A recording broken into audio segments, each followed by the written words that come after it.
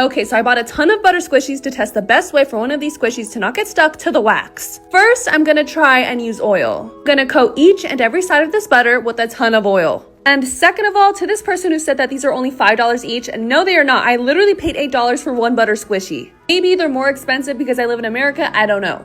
But since these are very pricey, that's exactly why I wanted to find a way to make the wax not stick to the butter so I can reuse them. I'm done pouring the wax. I put it in the freezer for a little bit and unfortunately the oil separated from the wax. When I make my wax cracking videos, I want my squishies to look perfect, so honestly that bothers me a lot.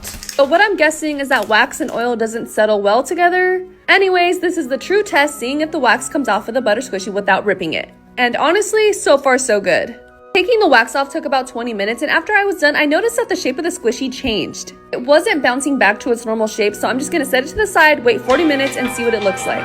And thank goodness it went back to normal. Don't really like how the oil changed the color of the squishy, and also I noticed that I tore it a little bit, so yeah, this was a 0 out of 10. Ooh, pretty pickles. Pretty pickles. Ooh, pretty pickles. I really want to try and make one of these. So I tried putting clay in my Hello Kitty mold and it came out terrible. So I'm just gonna do what people usually do and make a circle. When I see people crack clay, it's usually this shape, so I'm just gonna play it safe. I'm not sure how many layers of wax people usually do, but I did a total of 5 layers. And then I froze it for 24 hours. And this thing is like rock hard. It was so hard to break. I don't know what I did wrong. Did I freeze it too much? Did I put too much wax? Instead of making clay wax cracking butters, I wanted to make wax candy butters. The difference between these two is that these ones are actually edible. As many of you know, I used to make wax candies a while ago, but then stopped. Honestly, I should start making them again because you guys were way nicer back then than you are now. Anytime I post a new wax cracking video, there's always a ton of negative comments saying you can't do anything right or you suck at cracking squishies. The only negative comments I got from my wax candy videos were people saying that I charge too much for them. For an example, a set like this would be between $10 to $15 per butter. The reason why it costs that much is because the amount of wax and the price of the jelly. But anyways, I'm pouring my wax on top and I'm hoping that these come out good because I really want to eat these.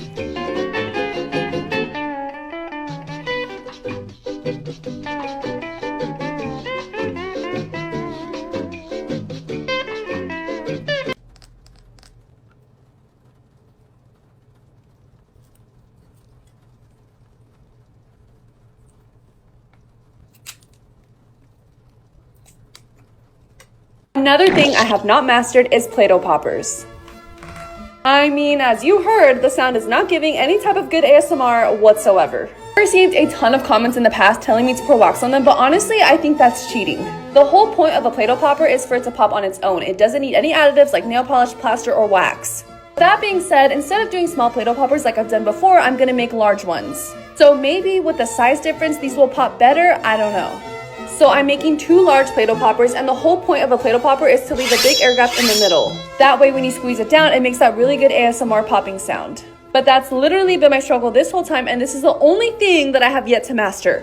I've mastered wax cracking, plaster cracking, nail polish cracking. It's just something about this one that is nearly impossible. Also, I don't know what happened to the shape of this one, but it's okay because we're moving on. You can't pop a Play-Doh popper without glitter, so that's exactly what I'm doing, and it's almost time to pop.